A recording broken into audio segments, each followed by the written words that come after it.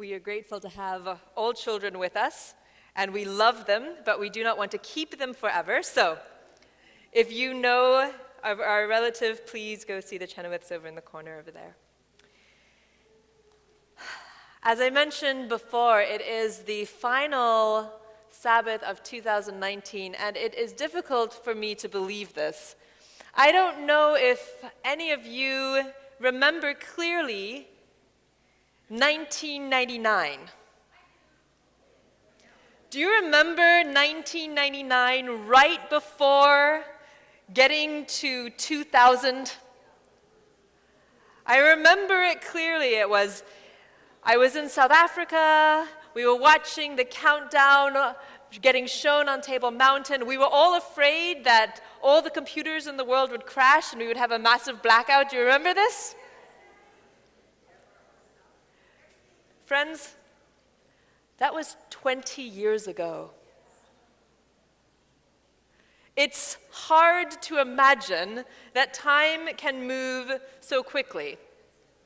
In just a few days, 2019 will be over, and we will begin another decade, 2020. I don't know about you, but I am a person who likes transition markers. I like to have that moment where you can pause and look around, because otherwise time just moves too quickly, right? I am the person who marks birthdays, and I mark New Year's Eve. As we mentioned earlier, if you weren't here, I am marking this New Year's Eve with an open invitation to any young adults to come join me in my home. So just send me a text if you're a young adult. I'll send out my address to you. We'll mark the end of 2019, beginning of 2020 together. I like markers, to take time to reflect on the past year. Think about what were the highlights. And hopefully you had some highlights this year. And think about maybe some of the things that you learned, some of the things that you don't necessarily want to repeat in 2020. I think about these values of markers, and I was thinking, using a metaphor of a trip that I did several years ago. I went on a trip to Canada with my then 11-year-old niece. It was her first time, and she and I did a hiking trip together, where we were in I think this was Banff in Canada, and we were going to hike a mountain. We were ambitious. This is the beginning of our trek, and we were going to stay up there for a couple of days. And we started full of life and hope and optimism. And it was one of those long mountains that never seemed to end. And we just kept on walking and walking and walking. And every so often we would see a ridge and we would think, okay, that's the top. And then we'd get to the ridge. And what would we see? Another ridge. It got to the point where we were so tired, we were just looking right in front of us. We could barely put one foot in front of the other. Our bags on our backs were so heavy. And I literally set a timer and said, okay, Ember, my niece, we're just going to walk for 10 minutes. And then when the timer goes off, we will sit and we will look at the view. We can just do it, 10 minutes. And then we'll pause and we'll look around. And so that's what we did. Every 10 minutes, we set a timer, we set a marker, and we just looked down and we walked step by very slow step. And at 10 minutes, we paused and looked. And another 10 minutes, we paused and looked. And another 10 minutes, we paused and looked. And the view was beautiful. We had a marker. Every 10 minutes, we would pause and look around. The rest of the time, we had to keep our noses to the ground and push on, but we needed those markers to pause and look around. We still had a distance to go, but we had gone quite a distance already. We are in a season of transition right now. I always consider the season between Christmas and New Year's as a season of transition between, we've had the celebration of Christmas, but we're about to embark on a new year, and it's great to have markers and think back on this year. But we're not just in a momentary season of transition, are we? We're in a much bigger, a much more cosmic season of transition between one time and another, between the now and the not yet. You'll hear me mention this phrase, the now and not yet, repeatedly in our time together, because this is the time that we're in, a season of transition. We've been in a series over the past couple of weeks called The Advent. Here we go. The Advent, here we go. And the Advent is this beautiful word that I love because in part it's part of our name as a denomination. We are Seventh-day Adventists because we believe that this concept of Advent is so important. And Advent means the coming God. The one who has come, will come, and is coming to us in our daily moments right here and now. Over the past several weeks, we've been celebrating this first coming of God as a baby. We've been celebrating that God came into our world in all its brokenness and all its messiness here among us. We've been celebrating that this means that God has adopted us. When Jesus was born, God took on humanity and adopted each one of us. But we are in a season of transition because we are waiting, aren't we? Waiting for the second coming, for this next Advent. Something real and dramatic has changed when Jesus was born. The powers of darkness and destruction and sin were shown on full display, and God broke through. And we believe that there's real peace and joy and hope. We believe that his story, this story of the baby, can change our story. We believe all this. But we are also waiting for the full, final restoration of all things. We have come so far as we look around, but there is still further to go. We have not reached the mountaintops yet.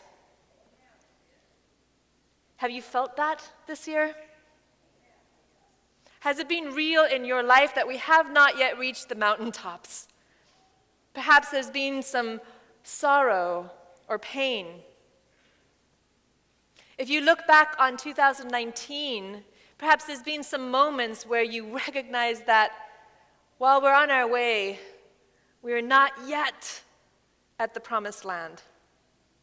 Over the past couple months, I have attended a couple of funerals here already in this church family. We've also celebrated beautiful moments of somebody turning 102, a couple of people who've been over 100. We've celebrated a lot of beautiful moments, but the reality is that life here, in this here and now, is both beautiful and difficult. And the reality is that even though we have come so far, there is still further for us to go. If we think of our own lives, of our own walk with Christ, perhaps God has come into your life and transformed it in a powerful way, and yet you still find yourself making mistakes or hurting people. I look back on 2019, and it was a year of significant change for me. There are moments that I am proud of, moments specifically when I stepped out in faith and said, God, take me, use me as you will. scary moments where God showed up. But there's also moments in my life where I look back and I think, oh, there's so much more. There's so much further for me to go. Moments where I might have hurt somebody or missed an opportunity or missed depending on God as much as I should amidst all the busyness, or being self-focused as opposed to God's focused. We are all in transition. As followers of Jesus, those of us who have committed ourselves to following Jesus, we are in the process of being transformed, but we're not quite there yet. What do you do in seasons of transition, where we're anticipating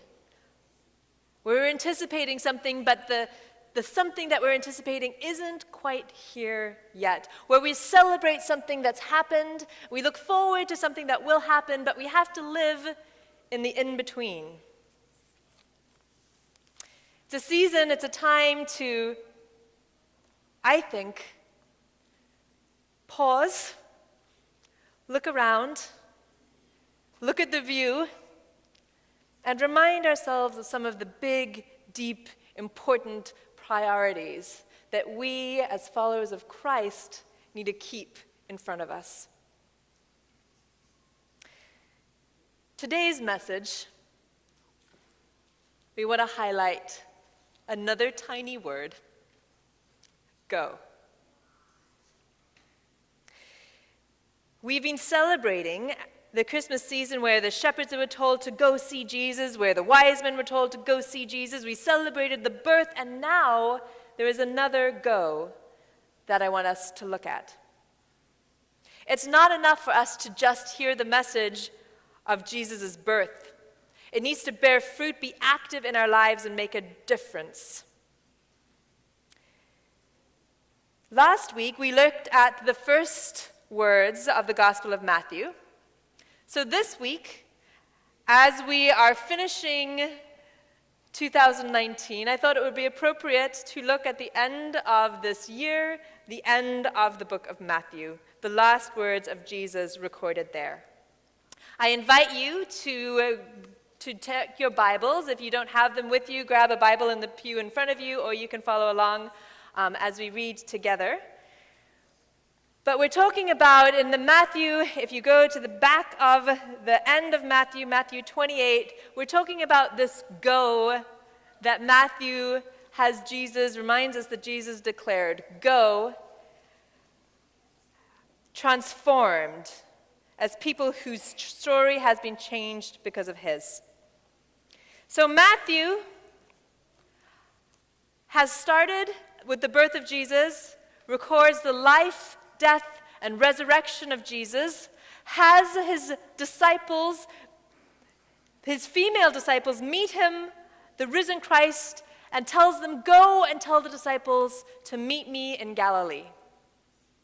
If you are not familiar with the story, Matthew's gospel is full of this life of Jesus that I encourage you to go and read because it is powerful. But today we're going to look, as I said, on these final words. Matthew chapter 28, verse 16.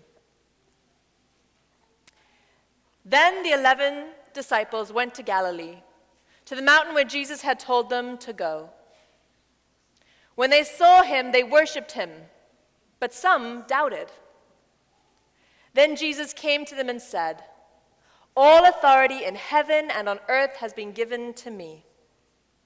Therefore go and make disciples of all nations, baptizing them in the name of the Father and of the Son and of the Holy Spirit, and teaching them to obey everything I have commanded you.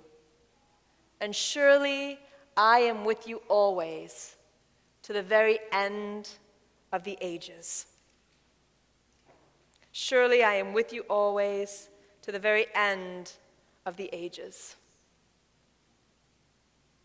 Beautiful words to end the Gospel of Matthew, this great commission. I know for those of us who've grown up in the church, you might have heard this. Hopefully, you've heard this Great Commission before. It's a rich passage full of so much that we can unpack. But today, I just want to highlight two things. First, I want to unpack the mission in this Great Commission. Jesus says that his life has impacted all. All authority on heaven and on earth has been given to me. If you read through this passage, you'll see all repeated over and over again. Everything has changed because of him. All authority has been given. Baptize and make disciples of all nations. Teach them to obey all things I have commanded. And surely I am with you all the time. In all time. Everything has been impacted. When we stop and look around, let us remember that because of Christ, everything has changed.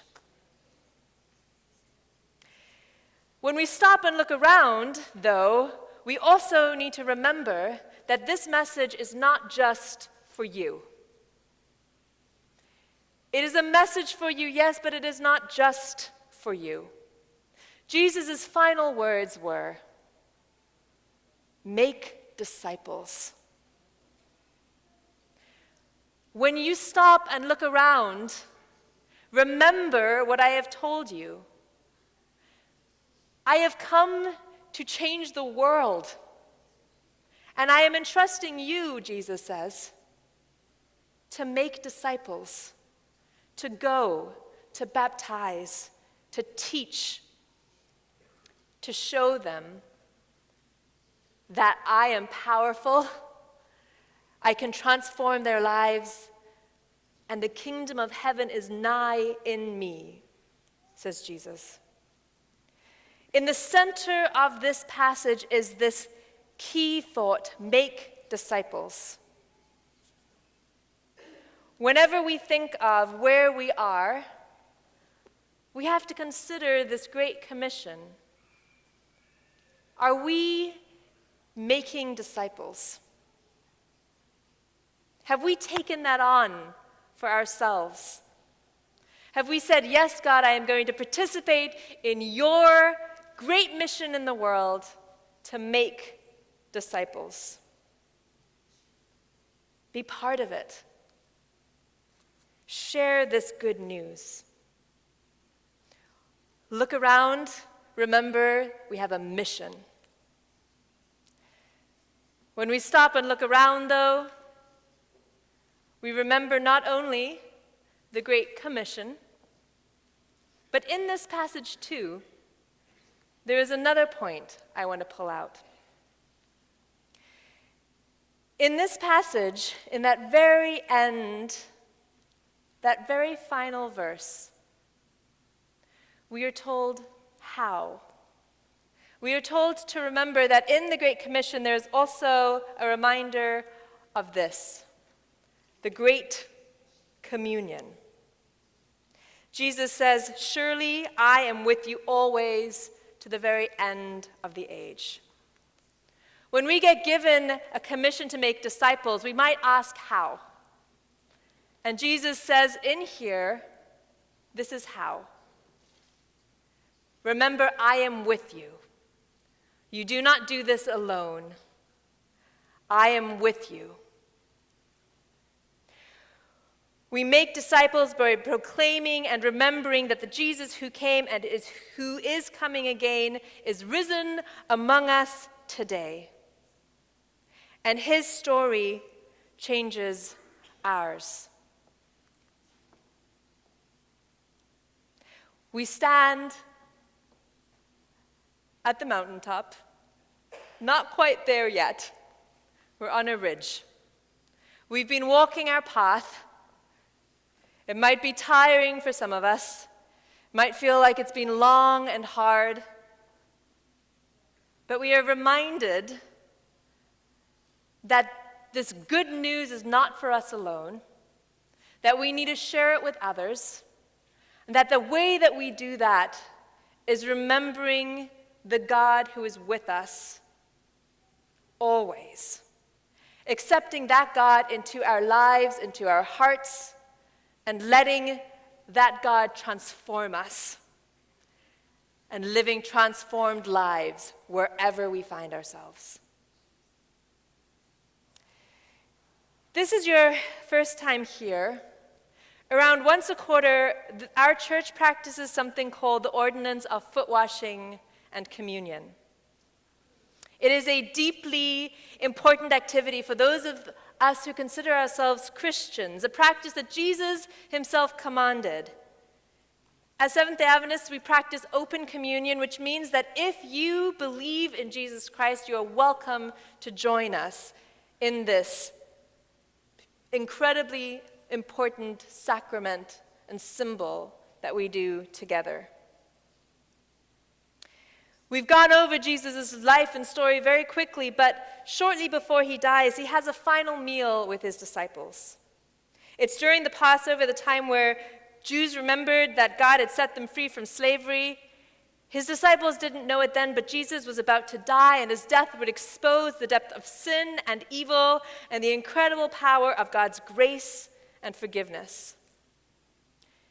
And in John's gospel, John records that during the meal, Jesus gets up from the table, stoops down, and washes his disciples' feet. This is not normal for a man of position and prestige to do. It's a servant's job, but Jesus washes his disciples' feet and then says these words in John 13. When he had finished washing their feet, he put on his clothes and returned to his place. "Do you understand what I have done for you?" he asked them. "You call me teacher and Lord, and rightly so, for that is what I am. Now that I, your Lord and teacher, have washed your feet, you also should wash one another's feet. I have set you an example that you should do as I have done for you. Very truly, I tell you, no servant is greater than his master, nor is a messenger greater than the one who sent him. Now that you know these things, you will be blessed if you do them."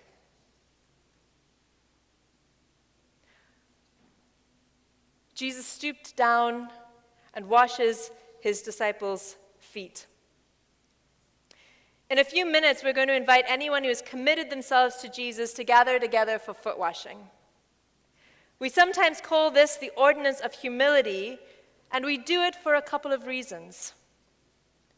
We do it as disciples of Jesus in order to remember our call to serve each other, our call to disciple after the Lord who washes our feet, to remember anew the cleansing grace and forgiveness of God, and to rededicate ourselves to his service. We will have some music here in the sanctuary for those who would like to remain here and spend time in personal prayer with God. And after the time, we will come back here together and take up what Jesus does next in this story, which is he breaks bread and drinks a cup and reminds us as we go out to serve him that this is the center of our proclamation. So as we go from here, if you are a couple, we have a room for you out in juniors and kinder. If you're a woman, we have rooms for you in primary and library. If you're a man, we have room for you in the choir room, or you can remain here. But as we go, let us go and rededicate ourselves to God and his service. Amen.